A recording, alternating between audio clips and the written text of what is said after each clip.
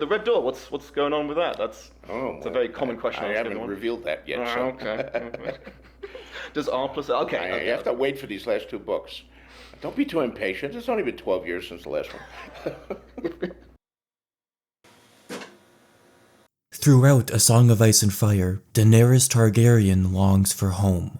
This longing is introduced with her character in her very first chapter, and it stays with her until her very most recent chapter. To her brother Viserys, home is Westeros, the Iron Throne and the Red Keep, where he lived until the age of 8 until the usurper and his dogs stole it from them. But Daenerys was born on Dragonstone, and spent the first 5 years of her life under witness protection with Sir Willem Darry at the House with the Red Door in Braavos. At least, Daenerys believes the house was in Braavos. The truth is that Daenerys doesn't have a home. The House with the Red Door comes the closest, but she's never had somewhere she can truly belong to. She remembers a big house with a red door where she had her own room, with a lemon tree just outside her window. She had perfumes and scented oils there, and of course she lived with old Sir Willem Darry, who abandoned his home to take Viserys and Daenerys to safety. Willem Darry got sick and died around 289 AC, and the servants stole all their money and fled the House with the Red Door. So Dany and Viserys became nomads, beggars, moving from city to city but belonging nowhere. We know Daenerys cried when the Red Door closed behind them forever. Children develop memories starting around age 3, but they don't fully develop their memory ability until age 7. Dany was right in between those ages when she left her first home, meaning she was old enough to download that image of the Red Door closing and herself crying, but the concrete facts around her could be influenced by other factors. Yes, the House with the Red Door existed, but was it really in Braavos? That's the question I'm setting out to answer. We know for a fact that George Martin likes to use unreliable narration, meaning that some of his characters have false memories, particularly at young ages, to set up some narrative twists down the road. An example he gave was Sansa misremembering the name of Joffrey's sword. A small touch of the unreliable narrator. I was trying to establish that the memories of my viewpoint characters are not infallible. Sansa is simply remembering wrong. A very minor thing, but it was meant to set the stage for a much more important lapse in memory. This much more important lapse was Sansa's false memory of the Hound kissing her, which will eventually mean something, he says. So this proves that false memories are something George is interested in. The 3 places most commonly theorized to contain the House with the Red Door are Braavos, the canon story, Tyrosh, the decanonized story, and Dorne, the more wild story. Let's start up north. The simplest solution is that Dany isn't wrong. She really did live in Braavos. There's nothing inherently wrong with this, except for the mentions later on about trees, particularly citrus trees, being unable to grow naturally in Braavos. In A Feast for Crows, Arya 1, they have no trees, she realized. Braavos is all stone, a grey city in a green sea. In A Feast for Crows, Samuel 3, the stony maze of the islands and canals that was Braavos, devoid of grass and trees, and teeming with strangers who spoke to her in words she could not understand. And in the same chapter, trees did not grow on Braavos, save in the courts and gardens of the mighty. So one of 2 things must be true. Either the House with the Red Door was owned by someone mighty, or the house was not in Braavos. It's not difficult to imagine that Sir Willem Darry had some sort of connections in Braavos, maybe to the Sea Lord or the Sea Lord's protector, a First Sword. Maybe Willem Darry was friends with Syrio Forel, Arya's water dancing teacher, who's the former First Sword of Braavos, and Syrio set Darry and the Targaryen kids up in a nice house with servants. These servants were able to keep the exotic lemon tree alive. One small issue I see here is that Willem Darry would probably have wanted to stay away from the limelight, seeing as he was harboring 2 little fugitives from the Demon of the Trident. If he was mingling with the mighty of Braavos, instead of blending into the general populace, someone might report seeing him and bring this news back to King's Landing. Other than that, Braavos does seem a likely choice. But how do we explain Martin adding that detail about trees not being able to grow there when he already wrote that Dany had a tree there? Clearly, he wants us to ruminate on this discrepancy. He's even said as much. Let's move from one free city to another, Tyrosh. By the way, crazy to call yourself a free city when slaves outnumber civilians 3-1, but I guess congrats that Valyria doesn't own you anymore. Anyways, lemon trees do grow in Tyrosh, probably, at least. In Arya's Winds of Winter preview chapter, she overhears two guards wondering why there aren't any fruit trees in Braavos, and one guy says they're all down in Lys, Myr, and Old Volantis, which are near Tyrosh. And we know for a fact lemon trees grow in Dorne, so it'd be weird for them to grow in all of these places of very similar latitudes, but not in Tyrosh. Some readers think the house with the red door was in Tyrosh because Daenerys speaks with a Tyroshi accent. She would have been surrounded by Tyroshi people until the age of 5, so when she learned to speak, she sounded like they did. Besides Dany's accent, another clue is when we learn that Arianne Martell was supposed to go live in Tyrosh for a while to meet with her betrothed in secret. Well, her betrothed was Viserys Targaryen, a fact we learn when Quentyn Martell presents Daenerys with a pact signed by Willem Darry and Oberyn Martell, witnessed by the Sea Lord of Braavos. This pact stated that Viserys would take Arianne for his queen in exchange for Dorne's support in restoring the Iron Throne to House Targaryen. The only reason Arianne never went was because Doran couldn't do that to his wife, to send Arianne away from her. Now, the pact was signed in Braavos, meaning that Daenerys spent at least some time there, and perhaps moved to Tyrosh to be closer to Dorne, and she was too young to remember this move. They might have lived anywhere in Braavos, but the house with the red door was in Tyrosh, and Dany was simply too young and uneducated to know the geography of the Free Cities. There's also the clue from Blood of the Dragon, a novella published in Asimov's science fiction a few months before A Game of Thrones officially released in 1996. In this novella, George states the house with the red door being in Tyrosh, not Braavos. He changed it to Braavos for the release of the novel. It's possible this was just a typo, but if it was a mistake, George made the mistake twice, in this quote and in this one. Maybe George didn't have the specifics of his own world figured out this early on in the process, and didn't foresee any issues with a lemon tree being in Braavos. Perhaps initially, Braavos and Tyrosh were much closer together. Also, Blood of the Dragon agrees with A Game of Thrones that Willem Darry and the kids sailed for the Braavosian coast. Why would he sail there and then go south to Tyrosh? This supports the idea that George didn't have his geography finalized yet. He doesn't even use the word Essos in any of the 5 books of the series. For all he knew at the time, Braavos was the name of a continent, and Tyrosh was a city beyond this Braavosian coast. Although, we have this quote in Book 1 from Syrio suggesting that George knew from the beginning how far away Braavos was from the other free cities, as Syrio mentions Braavosi ships needing to sail far distances to find exotic animals. Tyrosh is much more southern, and much closer to the Summer Isles and Sothorios to fetch exotic animals. If George did know from the start where Braavos and Tyrosh are in relation to one another, then he had a purpose in choosing Braavos as the location of Dany's house rather than Tyrosh. The mistake in Blood of the Dragon was perhaps no mistake at all, and George decided to go with Braavos for the official release to create this mystery for the reader. These 2 quotes from George himself convinced me even further that there was no typo, rather a very intentional mystery and layering of clues.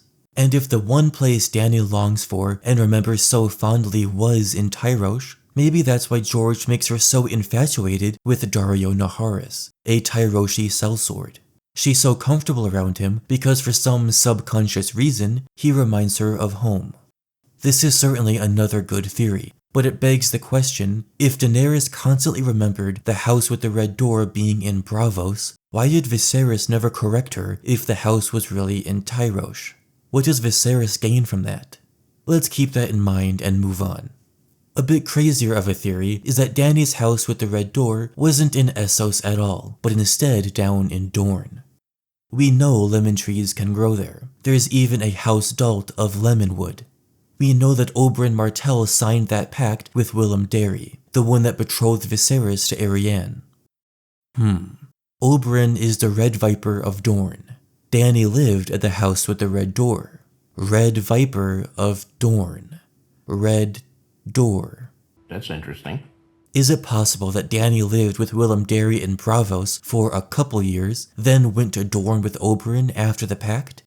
Well, no. Even if this was the case, Oberyn would have taken them to Tyrosh, really close to Dorne, but not Dorne, so the Martells could keep an eye on them without being accused of harboring two fugitives of the crown. Also recall that Arianne was supposed to meet Viserys in Tyrosh. Okay, well, is it possible Dany lived at the Water Gardens with all the other young children, and Viserys lived in Tyrosh? It would make practical sense to split them up. That way they can't both be assassinated at the same time, and Doran Martell would have a backup Targaryen. And there are certain similarities between Willem Darry and Ariohota. Daenerys could be conflating them. But no, Daenerys would remember living and playing with a ton of other children. And wouldn't she recall being separated from Viserys? The Dorne theory really only works if you believe Rhaegar plus Lyanna equals Daenerys instead of Jon. Or that Ned plus Ashara equals Daenerys, which is even more bonkers. Maybe Daenerys spent the first few years of her life with the orphans of the Greenblood, playing on their beautifully carved pole boats, which could match the carvings Dany remembers from the house with the red door, and living in some red-doored house with a lemon tree near Planky Town. But this theory falls apart when you remember that Viserys is 8 years older than Dany. Where was he during all this, and why wouldn't he ever correct her about the house actually being in Dorne? This brings us back to Braavos, to the Sea Lord's palace specifically. This theory, to me, checks a lot of boxes. It makes Dany's memory simultaneously true and not true, which is interesting. Yes, there was a house with a red door, but it sat on the Sea Lord's compound. Yes, there was a lemon tree because we know they can grow in the courtyards and gardens of the mighty. Yes, there were animal faces all around the house, perhaps carved like Dany remembers, or perhaps live animals belonging to the Sea Lord's exotic menagerie.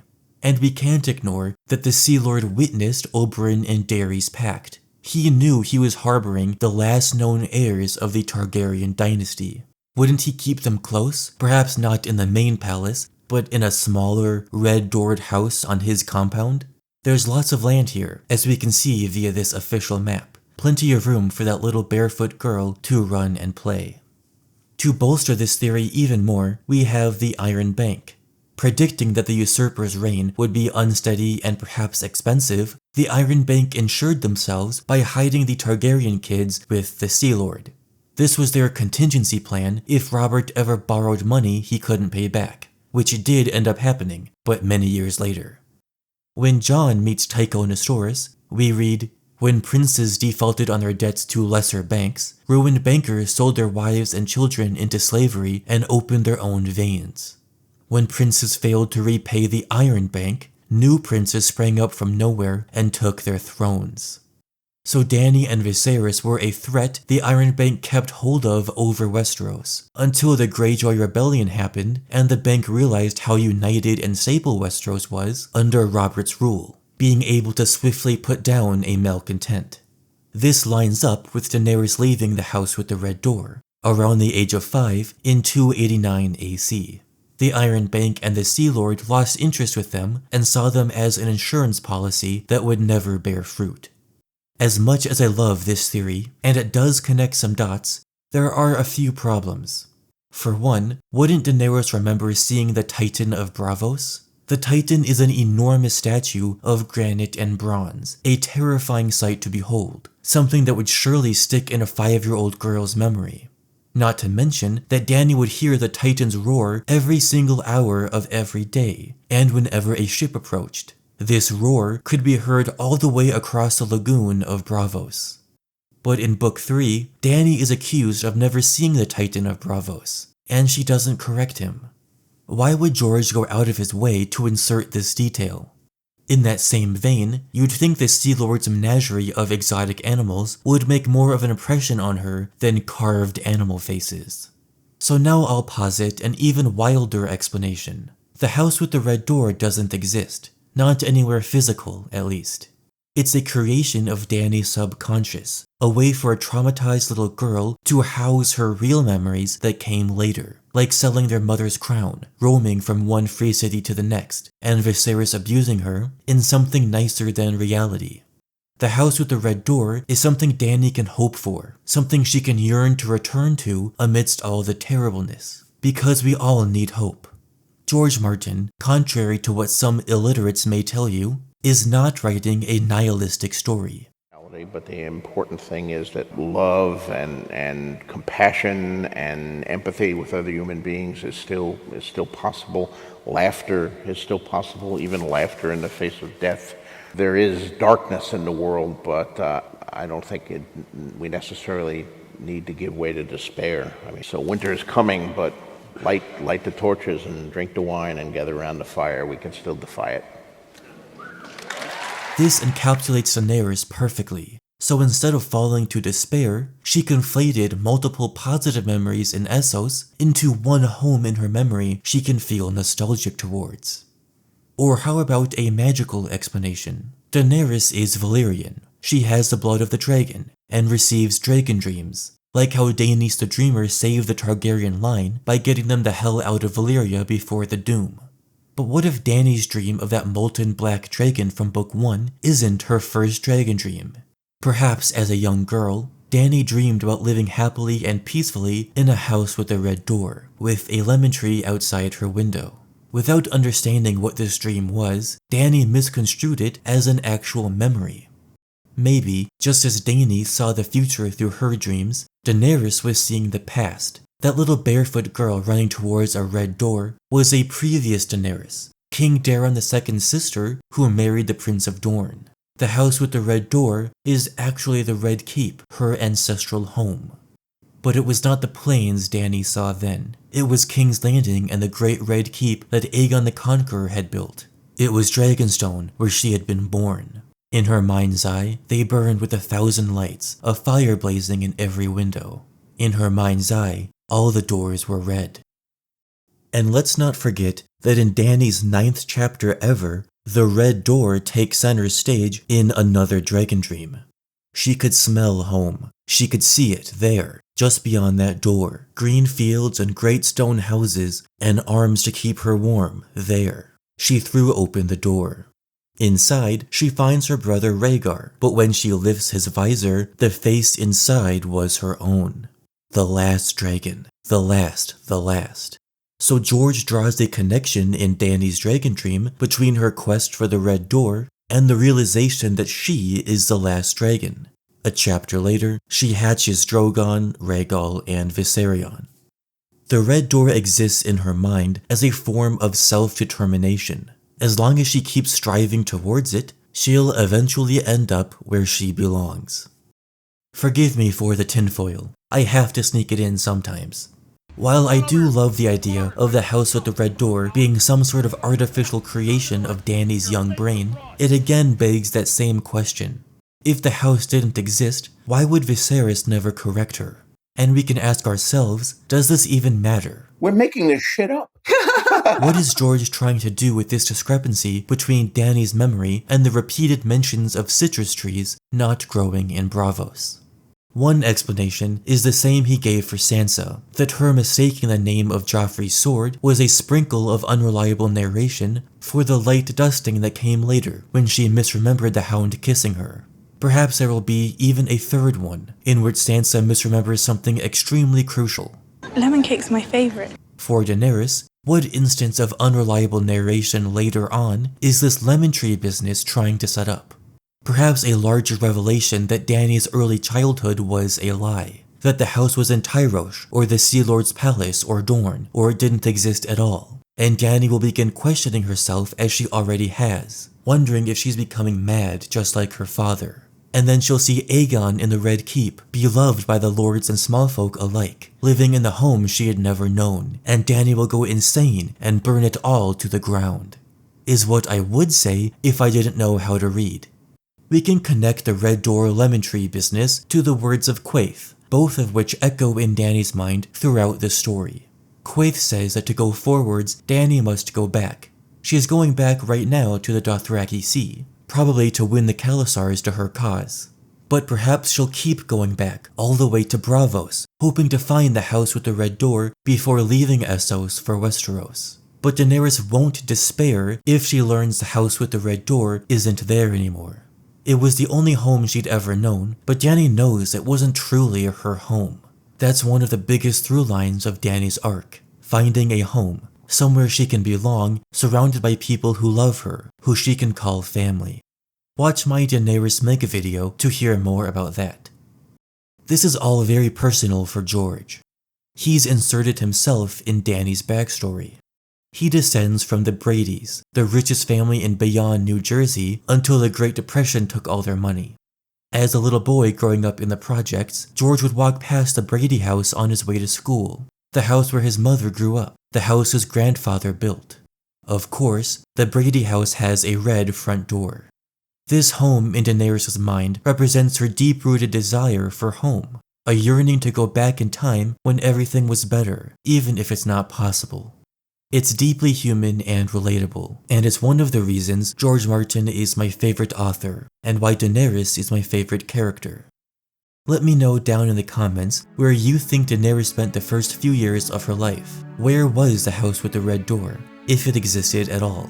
Thanks for watching and subscribing.